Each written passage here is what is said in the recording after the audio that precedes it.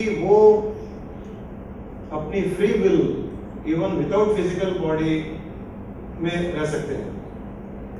जैसे एक सिद्ध पुरुष है, वो एक ही दुनिया में दो शरीर उत्पन्न कर सकता है, एक ही समय में दो जगह रह सकता है, एक ही समय में तीन जगह भी वो रह सकता है। He has that free will। या शरीर यहां बैठा हुआ है, सोल और अमेरिका चला गया, उसको अमेरिका जाने में 1 सेकंड ही लगता है। वो अमेरिका चला गया, वहां पे उसको जो देखना है देख लिया, वापस भी आ गया। ये भी पॉसिबिलिटी है, ये सिद्ध पुरुष की पॉसिबिलिटी है जिसने वो सिद्धियां प्राप्त कर ली। वो उसके पास फ्री विल है, बाकी ऑर्डिनरी सोल के पास में कोई फ्री विल नहीं है। जी, मरे हुए आदमी को वापस जीवित किया जा सकता है? इसका कोई टाइम ज्यादा हो गया। कई ऐसे किस्से हुए हैं, ऐसे तो कई किस्से हुए हैं मेडिकली कि जहाँ पर कोई एक्सीडेंट हो गया, उसे हॉस्पिटल ले जाया गया, उसका ट्रीटमेंट चल रहा था, इतने में उसकी सांस हो गई, हार्ट अटैक हो गया, डॉक्टर्स ने डिक्लेयर कर दिया कि मर गया। फिर कोई आया, वहां पर पिक्चरों में भी दिखाते हैं कई बार, उसकी पत्नी आती है, उसके छाती पर चूड़ियां तोड़ती है, तुम क्यों चले गए, मुझे छोड़ के क्यों चले गए। वो 2-4 थोड़े मारती है, वो जाग जाता है। ज्यादा सही बात सब अपनी अपनी पत्नियों को बोल के रखे, मुझे कुछ हो गया तो शांति पर आकर के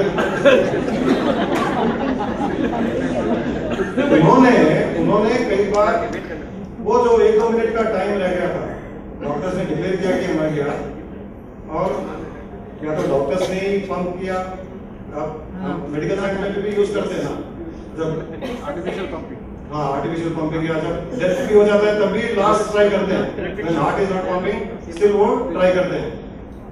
ऐसे कई इंस्टेंसेस हुए जब ये बीच में जो 1-8 मिनट जो चला गया और जब वापस वो जिंदा हो गया, तब उसने कहा कि मैं वहां से ऊपर से देख रहा था, मैं मर गया, मेरे पास सब डॉक्टर्स खड़े थे, उन्होंने ये बोला, फिर ऐसा हुआ, उन्होंने ऐसे किया पंपिंग, आर्टिफिशियल पंपिंग किया, या पत्नी आई हथौड़े मारी, मैं जाग गया। पूरा का पूरा वो सुना रहा है। तो वो सोल उस टाइम में शरीर छोड़ करके बाहर आ गया था। लेकिन एक शास्त्र में यहाँ भी एक सीक्रेट है, सोल शरीर से बाहर जाने का 2 स्टेटस होते हैं। आप लोगों को इतना सारा नहीं आ रहा, मुझे पता नहीं, बहुत डिफरेंट सब्जेक्ट है, लोगों को मरने में और पास में बहुत ज्यादा इंटरेस्ट होता है। एक सोल शरीर छोड़ता है, उसका शरीर से कनेक्शन खत्म हो जाता है। दूसरा सोल शरीर छोड़ता भी है, शरीर से बाहर जाता है, लेकिन शरीर के साथ कनेक्शन रहता है उसका। योग शास्त्रों में 5 प्राणवायु बताए गए, प्राण, अपान, समान, व्यान आदि।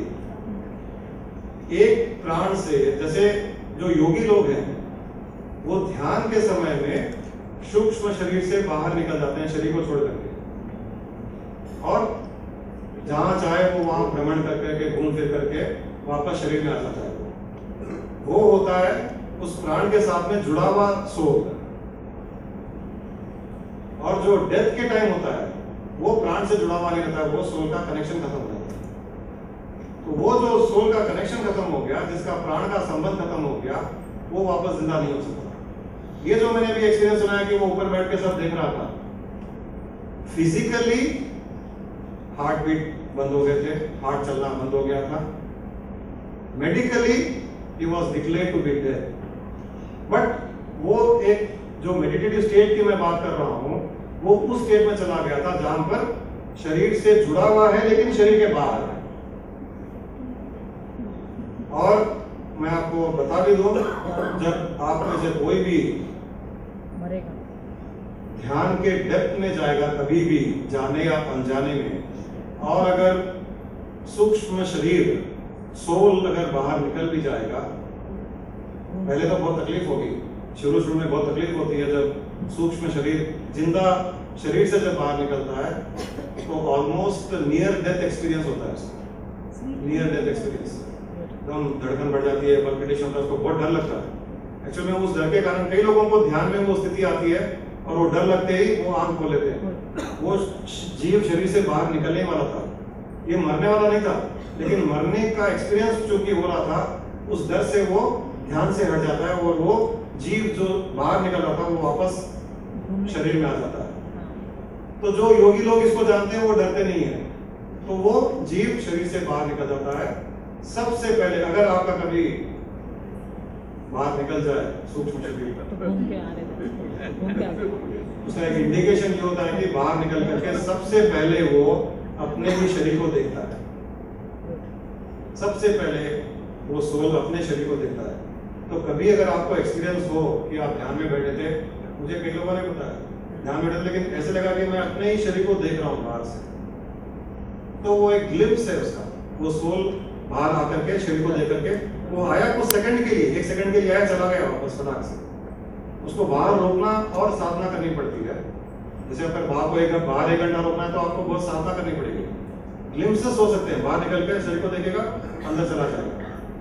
तो जब जब ये एक्सपीरियंस होगा तो समझ लीजिए कि the subtle body has come out of the physical body and re-enter. तो वहां डरने की जरूरत नहीं है। अगर आपको शरीर दिख जाएगा आपका और शरीर न दिखे तो फिर होते रहिए, क्योंकि वहां क्रियाक्रम होने वाला है। बहुत हो गया। गॉड भी एक सोल है। हाँ? गॉड भी एक सोल है। नहीं। हाँ, डिपेंड करता है आप किस गॉड को, आई मीन अगर आप राम को कहोगे, कृष्ण को कहोगे, तो obviously they are the souls. उनकी स्वर्ग नरक की नियम है।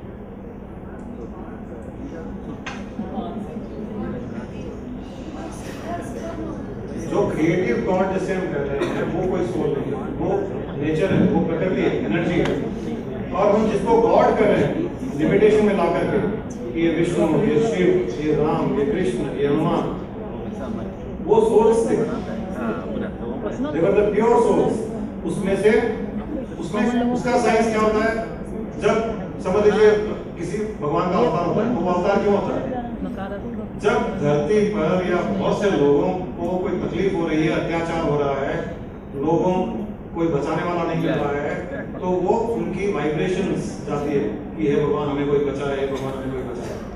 ये वाइब्रेशंस कई लोगों की जुड़ करके उस प्योर कॉन्शियसनेस में से जो ओमनी प्रेजेंट है उसमें से एक फिजिकल बॉडी क्रिएट करता है, और उसमें से जो प्योर सोल है वो एंटर करता है, जिसमें इतनी शक्तियां होती है कि वो इन लोगों के अत्याचार से उनको बचा सके। इस तरह से भी ये प्रकृति में कार्य होता है। जी, कोई सिद्धि पुरुष मरे हुए आदमी को जिंदा कर सकता है?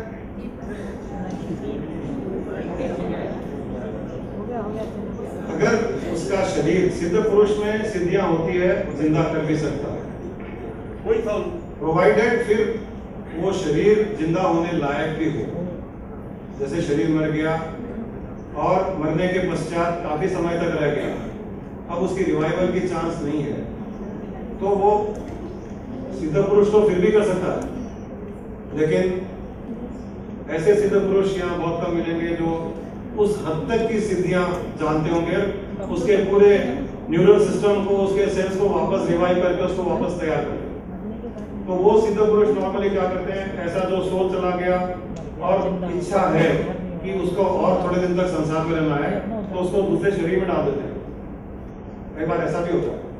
मुझे एक और प्रश्न, क्वेश्चन, जो सिद्ध पुरुष घूमने जाते हैं, मतलब आपने बताया कि अमेरिका भी गए, इधर भी गए, और पीछे से किसी ने उनकी बॉडी का दाह संस्कार कर दिया, तो आप शरीर में प्रवेश करेंगे?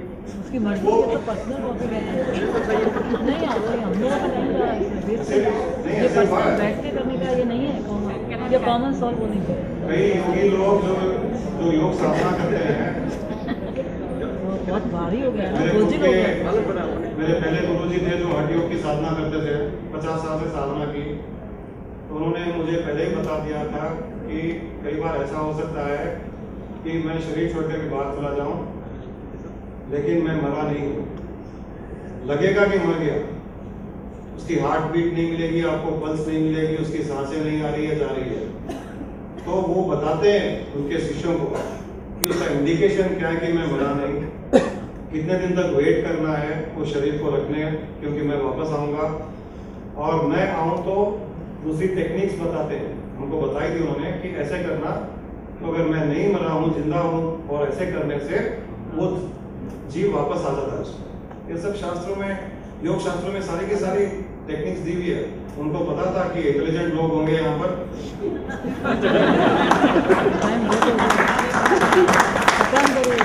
जो योगियों को भी मुर्दा समझ करके जला करके भस्म कर देंगे, तो पहले ही उन्होंने उसकी प्रिकॉशन ले ली थी। तो हमने भी वो टेक्निक फॉलो की। जब हमारे गुरुजी ने शरीर छोड़ा तो मैं हॉस्पिटल गया, आईसीयू में गया। जब शरीर शांत हो रहा था तब मैंने भी वो टेक्निक फॉलो की। तब जाकर के सेटिस्फाई हुए कि वो नहीं रहे, तब हमने उस शरीर का दाह संस्कार किया। तो ऐसा बोल सकते ना कि मृत्यु को नहीं रोक सकते, तो अपने हिमालय में बहुत सारे ऐसे अभी तक भी संत बता रहे हैं जो अभी तक बोलते हैं कि 200 साल 300 साल तक भी जीते हैं। ऐसा क्यों नहीं हो सकता? मृत्यु को रोक नहीं सकते ऐसा किसने कहा? जिसको वो सिद्धि प्राप्त हो गई, उस सिद्धि में तो वो अपनी फ्री विल पर, उसकी इच्छा पर है कि कब तक जिंदा रहूं, कब शरीर छोड़ो। साधारण मनुष्य के लिए संभव नहीं। साधारण मनुष्य की भी मृत्यु जो है बदल रही है बार बार। जैसे जब आप पैदा हुए तब आपकी मृत्यु निश्चित होकर आई है। और जो मैंने अभी साइंस बताया कल से आज तक कि हमारे पूर्व जन्म के कर्म और इस जन्म के कर्म दोनों का कॉम्बिनेशन हमारे जीवन की परिस्थितियां बनाता है, और वही कॉम्बिनेशन हमारे डेथ को भी चेंज करता है। पैदा होने के समय अगर हम 50 साल की उम्र लेकर के आए थे और यहाँ आने के बाद में अगर हमने कुछ साधनाएं की, अच्छे कार्य किए, पॉजिटिव हुए, तो हमारी 50 साल की हो सकता है 60 साल हो जाएगी, 70 साल हो जाएगी, 100 साल हो जाएगी। और योग शास्त्र में तो यहाँ तक टेक्निक्स दी हुई है, कायाकल्प की टेक्निक्स दी हुई है, जिसके द्वारा 100 साल का मनुष्य 100 साल अपनी उम्र और बढ़ा लेता है कायाकल्प कर करके। ये केरला वाले नहीं जो एडवर्टाइज करते हैं कायाकल्प। कई सिद्ध पुरुष समाधि में लीन हो जाते हैं। कई सिद्ध पुरुष समाधि में लीन हो जाते हैं, तो उनकी जीव आत्मा क्या निकल जाती है क्या? नहीं, कोई जरूरी नहीं निकल जाती है। निकल नहीं, कोई जरूरी नहीं है। तो वो लीन, हाँ, वो शरीर में ही है, निर्विकल्प समाधि में है। और लीन होना मतलब वो अंदर ही लीन ही है बस। उनको कोई शरीर का आभास नहीं, न वहां पर ड्रीम चल रहा है, न कुछ हो रहा है। वो उस शुद्ध चेतना में लीन है। जब वहां से वापस आभास होता है, स्फुरित होता है, तब वापस शरीर जागृत होता है। उसको निर्विकल्प समाधि कहते हैं। ये आना जाना ये अलग चीज है। फिर ये थोड़ी शक्ति सिद्धियां है। निर्विकल्प समाधि एक अलग चीज है। निर्विकल्प समाधि भी आप अनुभव करते हो रोज रात में। सुषुप्ति अवस्था जो होती है आपकी, सुषुप्ति अवस्था मतलब डीप स्लीप, जहां पर स्वप्न भी नहीं है, आपको अपने एग्जिस्टेंस का पता नहीं, आपको ये भी पता नहीं कि आप संसार में हो या नहीं हो। वो जो आपको डीप स्लीप में आभास होता है, आभास कुछ नहीं होता डीप स्लीप में, वैसा ही निर्विकल्प समाधि में। अपने कुछ पिक्चर माता जी आते हैं, फीलिंग करने चाहते हैं, तो पर्टिकुलर वो आदमी को ही क्यों आते हैं? किसी वाले चेंज होकर आना चाहिए, वो चीजें आते हैं, परिवार में होते हैं। वो तो जो सोचता है उसके आते हैं ना। पर्टिकुलर वही आदमी को बार-बार क्यों आते हैं? क्योंकि वही बार-बार सोचता है, किसी को विश्वास है कि मेरे पे आते हैं। वो अमावस को क्यों आते हैं? अपन जब धूप लगाते हैं, क्योंकि इसको ये पता है कि अमावस को ही आते हैं। कोई पता नहीं, मैं चेंज कर दूं, मेरे कल आना चाहिए, आ जाएंगे। आ जाएंगे, क्यों नहीं? आपको बता रहा हूं, अभी आ रहा भाई, अभी लाता हूं मैं। और तो बोलते हैं भूख लगा के चले जाते हैं, सब बोलते हैं भावना का खेल है। कोई आदमी क्यों आता है? सर मरने के बाद फिर कुछ आदमी आया है, आपको आगे चेंज हो गया, उसको गया, तो बोलते हैं ऐसा कुछ है, अपन विचार है, विचार है। आपके विश्वास के अंतर्गत जो होगा वो आपके लिए आपके विश्वास के हिसाब ही से होगा। मैं जनरल बात कर रहा हूँ। जनरल बात यही है, साइंस यही है।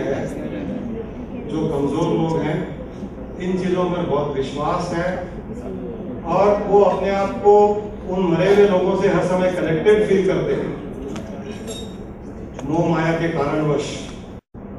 और उन्होंने ऐसे कई किस्से देखे हुए हैं जहां पर ऐसे लोग परिवार के सदस्यों में आए हुए हैं और इनको पता है कि मैं सबसे प्रिय उनका था। और कहीं ना कहीं कोई ना कोई इंप्रेशन ये भी रहता है, पढ़ा हुआ है, सुना हुआ है कि कई चीजें ऐसे अमावस्या को ही होती है। ये हमारे सबकॉन्शियस माइंड में कितने इंप्रेशंस है, कब कब हमने इंप्रेशन क्रिएट किए हमको भी पता नहीं है। जब आप सफाई करते हो ना अंदर की, तब पता चलता है। ये उसी प्रकार का था जैसे आप किसी घर में रहते हो, आपको अगर घर खाली करना हो, नए घर में शिफ्ट करना हो ना, तब आपको पता चलता है कि कितना कचरा भरा था, कहां कहां कोने कोने में। जब सामान निकालते तब पता चलता है इतना कचरा। जिन लोगों ने घर शिफ्ट किया वो जानते हैं। और पूरा सामान निकालने के बाद में आप विश्वास नहीं कर सकते कि ये इतना सामान इस घर में आ सकता है क्या। वैसा ही हमारे सबकॉन्शियस माइंड में होता है। चलिए थोड़ा आगे बढ़ते हैं। ये श्राद्ध आदि जो कर्म बताए जाते हैं, ये श्राद्ध आदि जो कर्म बताए जाते हैं, ये इसीलिए बताए जाते हैं कि हम उस मृत जीव के बारे में, हमारे पास फ्री विल है, तो हम अगर भावना करें उसको याद करते हुए, जो पंडितों को खिलाना करना वो इसीलिए बताया गया है कि हम भावनाएं उत्पन्न करें, हमारी भावनाओं की तरंगें उस जीव तक जा सकती है और किसी न किसी रूप से उस जीव को सुख शांति दे सकती है। अगर वो स्वतः स्थिति में भी है, नरक भोग रहा है, अगर यहाँ से शुद्ध भावना उत्पन्न हुई तो उसको वो रिसीव कर लेगा और वहां पर शांत हो जाएगा। इसीलिए श्राद्ध कहा गया है। इसका ये अर्थ नहीं है कि सिर्फ श्राद्ध के समय में ही वो किया जाए या जिस दिन मरा उस दिन ही किया जाए।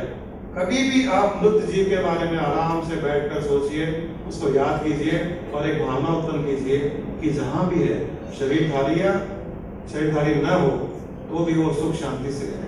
अगर उसने शरीर धारण कर लिया और आप भावना उत्पन्न करते हो कि वो खुश है, प्रसन्न है, और हो सकता है कि शरीर धारण करके वो कहीं छोटा सा बच्चा किसी के परिवार में है, तो आपकी जो प्रबल भावना होगी कि वो सुख शांति से खुश है, उस समय कोई उस बच्चे के पास आएगा, एक उसको ऐसे करेगा, टॉफी देगा, टॉफी खाएगा, खुश हो जाएगा। आपकी तरह के कोइंसिडेंसेस क्रिएट करेगी। इस साइंस के लिए श्राद्ध कहा गया है।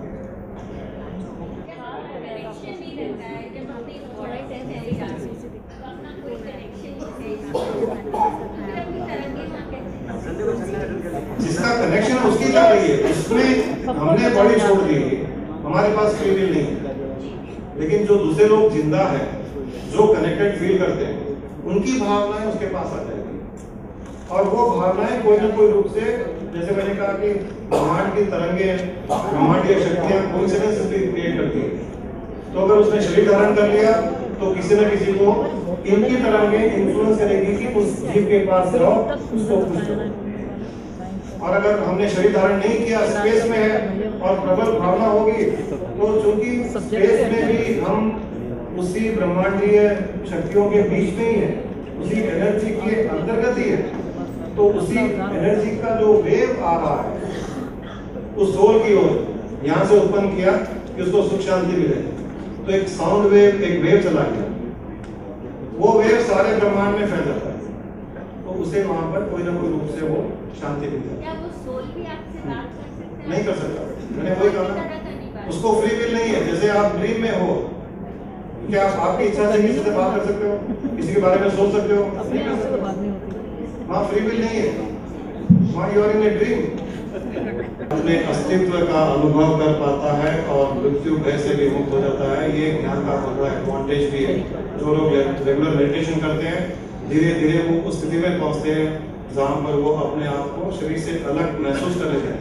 कई लोगों ने अनुभव किया था कि ध्यान में हम ऐसी स्थिति में पहुंच गए जहां हम अपने आप को शरीर से अलग ही महसूस किया। जब वो स्थिति आ जाती है तो धीरे धीरे शरीर छूटने का भय खत्म हो जाता है और सबसे बड़ा भय मृत्यु का ही होता है। जब वो खत्म हो जाएगा तब मृत्यु के उपरांत हम नरक कभी नहीं भोगेंगे, सिर्फ स्वर्ग भोगेंगे।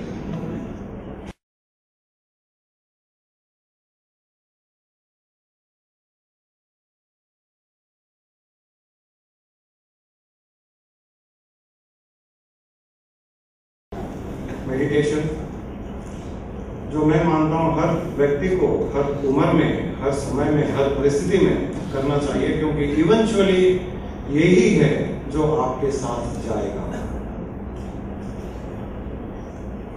आपकी स्टेट आपके साथ जाती है और मेडिटेशन एक स्टेट है। मेडिटेशन एक टेक्निक या कोई प्रोसेस नहीं है। Meditation is a state.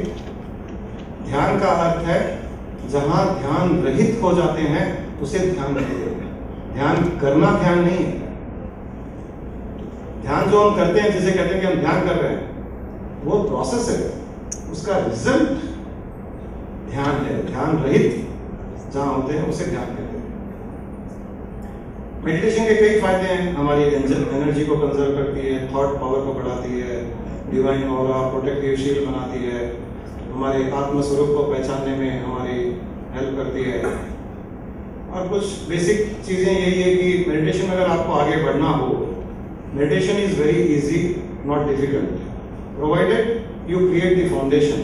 जो नींव है वो अच्छी होनी चाहिए, और वो बनेगा एक अच्छे स्वभाव से, बिहेवियर से, पॉजिटिव एटीट्यूड से, अच्छी बॉडी हो, हेल्दी फ्लेक्सिबल। इसके लिए थोड़ा एक्सरसाइज, व्यायाम, योगा आदि कुछ भी कीजिए, थोड़ी बहुत ब्रीदिंग टेक्निक, प्राणायाम या जैसे मैंने आज की माइंड को रोकने के लिए, फिर वहां से मेडिटेशन करना बहुत आसान है, और रेगुलर प्रैक्टिस, इतना काफी है। मैं आज आपको एक नया मेडिटेशन करवाने की कोशिश करूंगा। वो कुंडलिनी मेडिटेशन है, बहुत पावरफुल होता है। मैंने बताया था इसके बारे में कि ये एनर्जी सेंटर्स होते हैं। हमारी रीढ़ की हड्डी के अंदर एक सुषुम्ना नाड़ी होती है, सुषुम्ना नाड़ी के अंदर एक ब्रह्म नाड़ी होती है। उस ब्रह्म नाड़ी में 6 चक्र होते हैं, जो एक एक चक्र, एक एक विषय, एक एक तत्व का वो अधिकारी होता है। जैसे सबसे नीचे रीढ़ की हड्डी में सबसे नीचे मूलाधार चक्र होता है, जहां से हमारी बैकबोन शुरू होती है नीचे से, वहां पर मूलाधार चक्र होता है। मूलाधार चक्र के नीचे एक कुंडलिनी शक्ति वहां पर रहती है।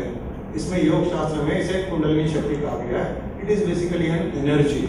वो एनर्जी ऐसे एक राउंड शेप में है, 3.5 सर्कल्स, तो उसे कुंडलिनी नाम दिया गया है। शक्ति का नाम है कुंडलिनी। मूलाधार चक्र पृथ्वी तत्व का स्थान होता है, अर्थ एलिमेंट। तो जो मूलाधार चक्र पर ध्यान करके मूलाधार चक्र को पियर्स कर लेता है उस एनर्जी से, तो उसमें वो सिद्धि आ जाती है, जिसमें धरती और धरती से कनेक्टेड जो भी चीजें हैं सारी की सारी उसकी सिद्धि आ जाती है। मूलाधार चक्र से थोड़ा सा ऊंचा एक स्वाधिष्ठान चक्र होता है, जो जल तत्व का स्थान है, और इसकी सिद्धि प्राप्त करने पर आपने सुना होगा, देखा होगा, कई योगीज पानी पर चलते हैं। वो जल में के अंदर भी रह सकते हैं, जल के ऊपर चल भी सकते हैं। वो इसलिए कि वो जल के समान हो जाते हैं। जल के समान जो हो जाता है वो जल में रह सकता है। और मणिपूरक चक्र जो नाभि के पास होता है, वो है अग्नि तत्व का स्थान।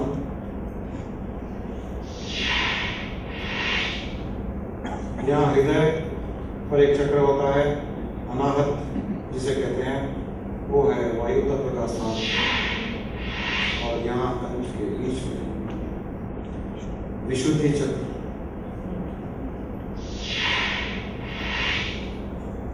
और इन सब का मालिक होता है ये आज्ञा चक्र। ये एक योग शास्त्र की एक पर्टिकुलर मार्ग। ध्यान सिर्फ कुंडलिनी ध्यान ही नहीं होता है, ध्यान के हजारों तरीके हो सकते हैं। हम लोग संडे ध्यान करते हैं तो हम अलग तरीके के ध्यान करते हैं। ये एक अलग मार्ग है।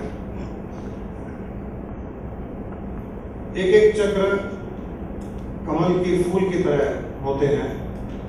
मूलाधार चक्र जो कमल का फूल है, उसमें 4 पंखुड़ियां होती है, पेटल्स, 4 पेटल्स का लोटस फ्लावर। एक एक पेटल पर एक एक मंत्र लिखा हुआ होता है। और ये जो आज्ञा चक्र के ऊपर है, ये सहस्त्रार चक्र फाइनल। ये जो कुंडलिनी मार्ग में ऐसा बताया जाता है कि मूलाधार के नीचे जो शक्ति रहती है, वो उसको जागृत करने के पश्चात वो एक एक चक्र को भेद करती हुई आखिर में यहाँ पहुंचती है। उसे योग शास्त्र में शक्ति का शिव से मिलना बताया गया है। यहाँ पर पहुंचने के पश्चात हम सविकल्प, निर्विकल्प समाधि आदि का अनुभव करते हैं। और यहीं पर पहुंचने के पश्चात इस मार्ग में जाने वाले यहाँ पर पहुंचने के पश्चात शरीर को यहाँ से छोड़ने पर उनको मुक्ति और मोक्ष मिल जाता है। इसका यह अर्थ नहीं है कि मोक्ष और मुक्ति सिर्फ इसी मार्ग से पाया जा सकता है। ये one of the path, please ध्यान में रखिएगा, कोई मेंटल कंडीशनिंग नहीं कि सिर्फ किसी के द्वारा जाने से ही खुलेगा। एक तरीका है, एक मार्ग है, एक प्रणाली है, एक टेक्निक है बस। और हर टेक्निक के अपने अपने एक्सपीरियंसेस हैं, अलग अलग लोगों को अलग अलग टेक्निक सूट करती है। कोइंसिडेंटली आज हमने इसको चूज कर लिया। और ये सब मैंने कहा रीढ़ की हड्डी में होते हैं। ये स्थान बताने के लिए हम बताते हैं कि नाभि के पास है, नाभि के पास नहीं है। नाभि के पास से सीधा अगर आप नाभि से पियर्स करोगे कोई चीज, वो जहां रीढ़ की हड्डी में जाके लगेगा वहां पर वो चक्र है। हृदय के